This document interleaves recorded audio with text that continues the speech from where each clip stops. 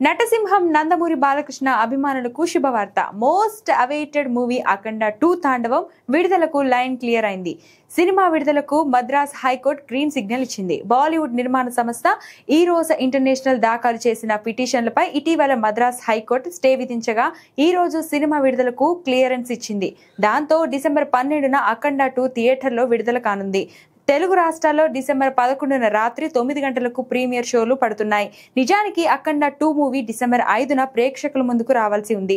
Cinema విడుదలకు కొన్ని గంటల ముందు ఊహించని రీతిలో అడ్డంకి ఎదురైంది. ఫైనాన్షియల్ వివాదాల కారణంగా సినిమా రిలీజ్ ఆగింది. 14 రీల్స్ ఎంటర్టైన్మెంట్స్ నుంచి తమకు 28 కోట్లు బకాయి ఉందని, ఆ డబ్బు చెల్లించే వరకు అఖండ 2 సినిమాను నిలిపివేయాలని ఈ రోజు ఇంటర్నేషనల్ సంస్థ మద్రాస్ కోర్టుని ఆశ్రయించింది.